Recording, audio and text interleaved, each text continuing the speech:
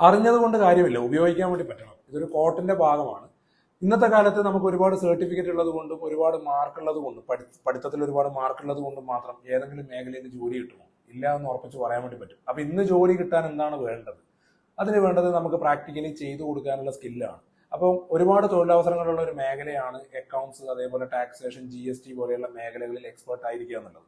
അത് വളരെ കുറഞ്ഞ സമയം കൊണ്ട് 3 മാസം മുതൽ 6 മാസം പീരീഡിനുള്ളിൽ നല്ല ഒരു എക്സ്പേർട്ട് അക്കൗണ്ടന്റ് ആവാനൊക്കെ പറ്റും. അത് മുഖേന പെട്ടെന്ന് ജോലിയിലേക്ക് എത്താനും വേണ്ടി പറ്റും.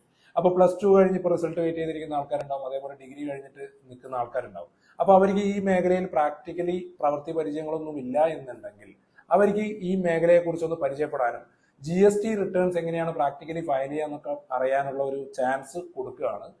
മെയ് 10 രാവിലെ 10 മണി മുതൽ 1 മണി വരെ കണ്ണൂർ തളാപ്പിലുള്ള APSന്റെ സ്കിൽ ഹബിൽ വെച്ചിട്ട് ഒരു GST return filing workshop, free വർക്ക്ഷോപ്പാണ്, ആർക്ക് വേണമെങ്കിലും രജിസ്റ്റർ ചെയ്യാം. അപ്പോൾ അത് രജിസ്റ്റർ ചെയ്യണമെന്ന് ആഗ്രഹമുള്ള ആൾക്കാരുണ്ടെങ്കിൽ താഴെ പറയുന്ന വാട്സ്ആപ്പ് നമ്പറിൽ ഒന്ന് കോൺടാക്ട് ചെയ്യാം. അപ്പോൾ അക്കൗണ്ടിങ് മേഖലയിലേക്കും ടാക്സേഷൻ മേഖലയിലേക്കും ഒരുപാട് ആൾക്കാർ ആവശ്യമുണ്ട്. അതിനകത്തേക്ക് നമ്മൾ എക്സ്പേർട്ട് ആവുക, അത് പ്രാക്ടിക്കലി ചെയ്ത് പഠിക്കുക എന്നുള്ളതാണ് നമ്മുടെ ഒരു കാര്യം വേണ്ടത്.